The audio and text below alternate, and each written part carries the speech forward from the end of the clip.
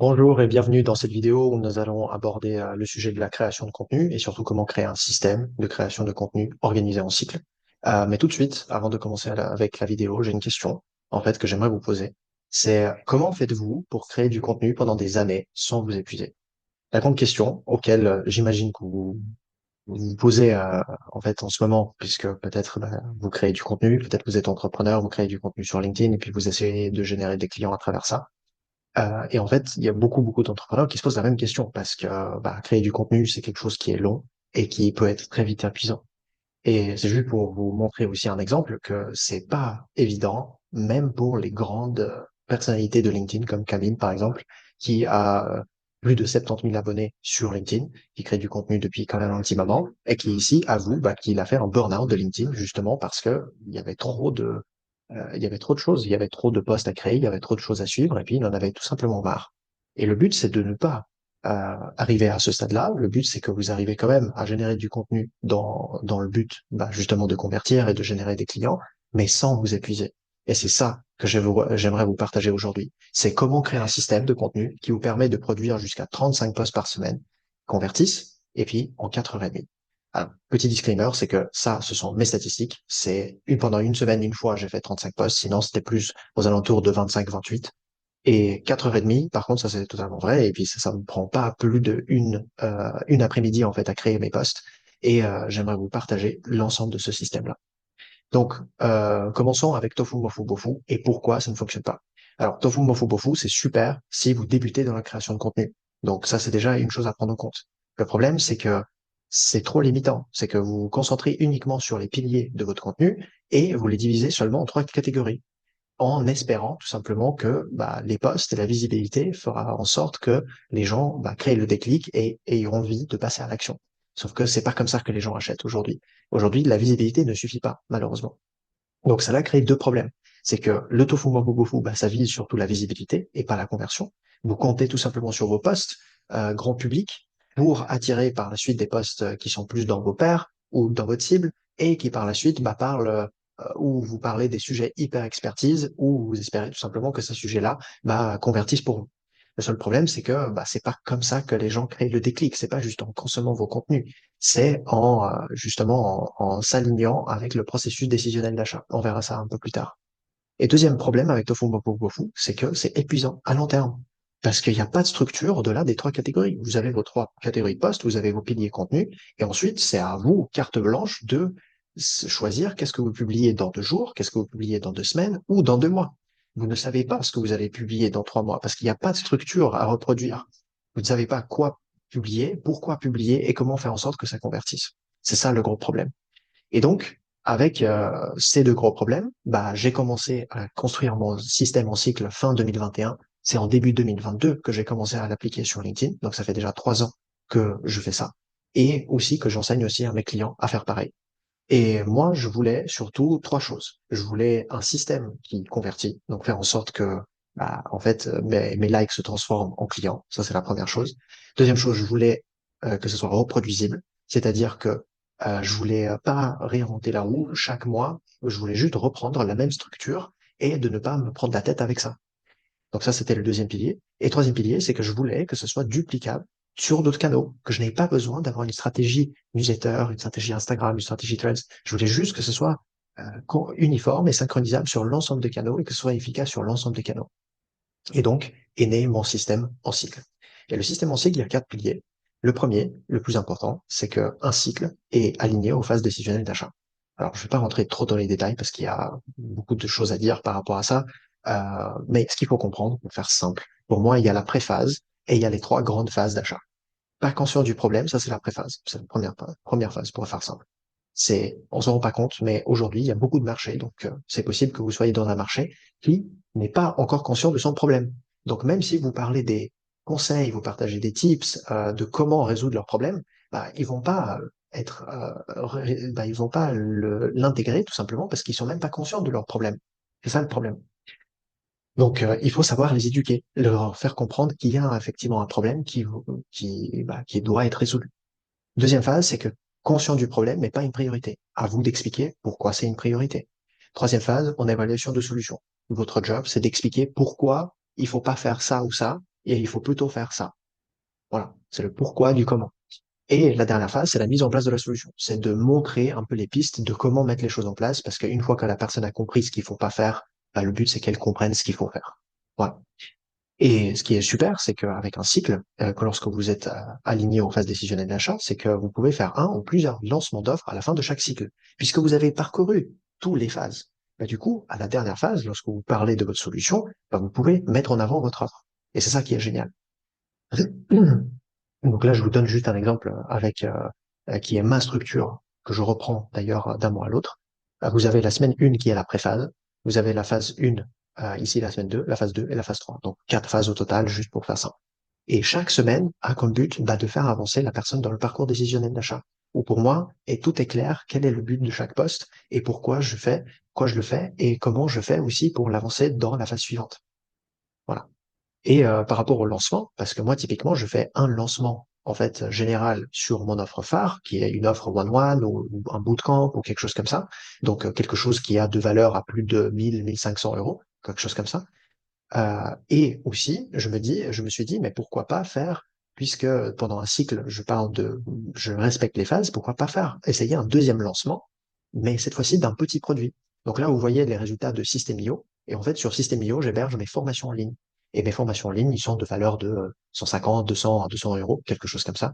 Et en fait, bah, vous voyez ici tout simplement les résultats de ça. Les pics, ce sont justement des lancements que j'ai effectués à la fin des cycles de contenu. Et ça me permet bah, de non seulement vendre avec mon offre phare, mais aussi après de diversifier mes sources de revenus et avoir un complément de revenus de 2000 ou 3000 euros à peu près par lancement lorsque je fais ça après le lancement de mon offre phare. Voilà. C'est juste pour vous expliquer comme quoi c'est vraiment quelque chose qui permet de convertir derrière. Pilier numéro 2, c'est que le cycle de contenu est reproduisible, recyclable, duplicable sur d'autres plateformes. On a déjà vu ça, mais concrètement, quand je crée un cycle et je me dis, OK, je vais les réutiliser dans 6 mois ou à 12 mois, bah en fait, mon cycle est déjà créé, donc 70 à 80% du contenu, bah je peux le recycler. Donc l'énorme gain de temps et vous n'imaginez pas à quel point la charge mentale diminue par rapport à la création de contenu lorsque vous avez ça. Deuxième point, c'est que j'ai le même cycle sur l'ensemble de mes canaux. Ça aussi, c'est beaucoup plus simple. Lorsque vous avez la même chose, enfin, vous parlez de la même chose sur LinkedIn, sur la newsletter, dans mon Instagram, par exemple, bah, ça c'est mon cas, je parle de moi, hein. Mais bon, peut-être vous avez d'autres canaux, donc ça c'est à vous de voir. Mais c'est aussi une énorme charge mentale en moins de ne pas avoir de stratégie différente pour l'ensemble des canaux. Mais vraiment quelque chose d'avoir d'unique, synchronisable sur l'ensemble. Et le dernier point, c'est que chaque cycle a la même structure. Et ça, je dirais que c'est même plus important que le recyclage de 70 à 80% de contenu. Quoi? Parce que cette structure-là, je la réplique vraiment d'un mois à l'autre. C'est la même structure pour tous les cycles. Donc en fait, je sais ce que je vais devoir publier dans 6 mois, la deuxième semaine, un jeudi. Je sais ce que je vais publier dans un an, dans la cinquième semaine de mon cycle, un vendredi. Je sais ce que je vais publier. Et ça, c'est une énorme charge mentale en moins par rapport à la création de contenu. Ça vous permet d'aller plus vite, de prévoir des choses à l'avance, mais aussi, après, juste de passer moins de temps sur votre création de contenu. Donc, c'est énorme en termes de bienfaits. Et ça, c'est juste un autre exemple pour vous expliquer, hein, comme je disais, hein, que j'ai les mêmes choses, en fait, sur l'ensemble de mes canaux. Là, où vous voyez une newsletter, et justement, c'est avec une différence de 2, 3 jours, vous voyez un carrousel LinkedIn qui traite exactement le même sujet. Pilier numéro 3, aussi très important à comprendre, c'est que pour moi, un cycle égale un mois, égale un problème, égale une offre.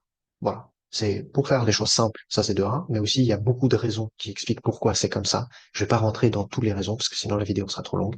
Mais il faut comprendre que, première chose, c'est que si vous vous répétez, bah, c'est ça qui crée le déclic chez votre audience. Et si vous vous répétez pas assez, bah, la probabilité que ça crée un déclic est beaucoup moindre. Donc c'est dommage. Donc il faut faire attention lorsque vous créez du contenu, de vraiment s'assurer que les choses se répètent, mais pas forcément de toujours de la même angle, de le même angle d'attaque. Donc il faut vraiment savoir varier, mais tout en répétant la même chose pour créer le déclic. C'est un juste milieu à trouver. Deuxième point, vous pouvez toucher l'ensemble des problèmes de votre cible, ou voir plusieurs cibles, parce que ça m'arrive d'avoir des clients qui ont deux cibles complètement différentes. Et justement, vous avez pour un type de problème, pour une autre cible, vous avez un autre type de problème, et vous avez deux offres complètement différentes. Et ce qui fait que lorsque vous créez un plan de communication sur 6 mois, lorsque je travaille avec mes clients, c'est comme ça, bah en fait, c'est possible d'organiser les choses pour toucher l'ensemble de vos cibles et mettre en avant, du coup, plusieurs vos offres en même temps. Et pas juste se dire, ah, maintenant, LinkedIn, je communique uniquement sur mon offre de coaching et rien d'autre. Non, vous pouvez faire plusieurs choses. Donc ça, c'est à prendre en compte. Et troisième point, c'est que bah, vous faites un lancement par mois en moyenne. Un lancement par mois. C'est ça qui est génial, c'est que chaque mois, vous avez un lancement. Donc chaque mois, vous pouvez récolter le fruit de votre travail pendant un mois de contenu qui a travaillé pour vous et justement bah, de promouvoir tout simplement votre offre pour convertir derrière. Et de ne pas juste des offres périodiquement, une fois par année, deux fois par année. Voilà, au final, le chiffre d'affaires que vous générez si vous faites un lancement par année, bah, vous comprenez qu'il sera beaucoup plus faible comparé à si vous faites, je sais pas, 10 lancements par année. Et ça, d'ailleurs, j'insiste là-dessus, hein, parce que ça aussi, peut-être les gens peuvent avoir cette question, mais est-ce que je vais saouler mon audience en faisant ça? Eh bien, non. Ça s'est prouvé non seulement par moi, parce que je fais ça depuis 3 ans, et aussi par mes clients, que si vous respectez les choses en cycle, vous donnez déjà suffisamment de valeur aux personnes qu'ils seront quand même réceptifs à votre offre. Il faut juste savoir bien varier aussi dans l'ensemble du cycle, de prévoir aussi des postes un peu plus, voilà, des postes valeurs, vous démontrez plus vos valeurs, vous ne parlez pas uniquement de votre expertise. Voilà. Et pilier numéro 4, c'est que c'est ça qui vous permet de réduire votre création de contenu en une après-midi, par exemple, c'est qu'un contenu long égale beaucoup de contenu court. En fait, votre job, c'est de faire la plus grande partie du travail une fois par semaine, c'est de créer votre contenu long. Un contenu long, c'est un carrousel, c'est une newsletter, c'est quelque chose de long où vous abordez beaucoup de sujets et le but, c'est d'avoir quand même un contenu assez sophistiqué. Et deuxième point, c'est lorsque vous avez créé ce contenu long, bah, c'est beaucoup plus simple après de le diviser en beaucoup de contenus courts. J'appelle ça un effet de la multiplication. Et c'est ça qui vous permet bah, tout simplement de multiplier vos posts sans forcément passer beaucoup plus de temps à créer du contenu. Parce que vous reprenez les choses que vous avez déjà écrit quelque part. Donc, je vous donne juste un exemple par rapport à ça. C'est que là, si vous vous souvenez, hein, j'ai parlé de 3 erreurs. Bah, là, par exemple, erreur numéro 1, c'est facturer à l'heure ou au TJM. Bah, comme vous voyez, le même jour, j'ai fait un post juste sur l'erreur numéro 1. Là, je pense que vous avez compris que dans quelques jours, j'ai fait la même post sur l'erreur numéro 2, l'erreur numéro 3, ainsi de suite, ainsi de suite. Donc, un contenu long va générer plusieurs contenus courts, beaucoup plus simples et efficaces en termes de création de contenu et de nombre de posts que vous pouvez créer.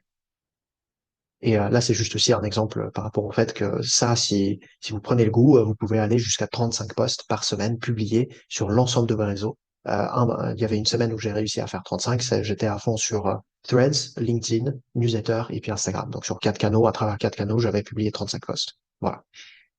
Maintenant, euh, grand disclaimer, avant que je vous parle de ça, c'est que ça, c'est unique à moi. Ça, je vous donne un exemple qui est unique à moi parce que j'ai testé les choses. Mon but, c'était de tester les choses. Il n'y a pas besoin de publier 35 posts par semaine. Très important. Par contre, tout dépend de votre cible ou vos cibles, parce que peut-être que vous en avez plusieurs. Ça dépend aussi de votre nombre d'offres que vous avez et de votre rythme. Les conseils et la mise en place de ces sites ne seront pas le même pour tout le monde. Et donc, oui, je vous conseille de mettre en place ces piliers, de tester ça, mais surtout, prenez en compte que avec plusieurs cibles, ça va être différent de quelqu'un qui a juste une cible et plusieurs problèmes. Ça va être aussi différent de si vous avez une, deux, trois ou quatre offres. Et ça dépend aussi de votre rythme, parce qu'il y a des gens qui, voilà, ne veulent pas publier tous les jours ou ne veulent pas publier 2 fois par jour. Et ça, il n'y a pas de problème. On peut revoir les choses pour que ça soit adapté à votre rythme et la stratégie soit adaptée à votre rythme. Donc ça, c'est important. Tester les choses, oui, mais surtout adapter ça à vous et à votre cas. Vous allez créer votre propre système. Maintenant, pour aller plus loin, parce que là, je vous ai parlé beaucoup de choses, mon but, c'est que vous puissiez mettre ça en place. Maintenant, si vous voulez gagner des années d'expérience tout de suite en quelques semaines par rapport à ça, bah, en fait, ce que je vous propose, c'est deux choses. Vous avez deux choix.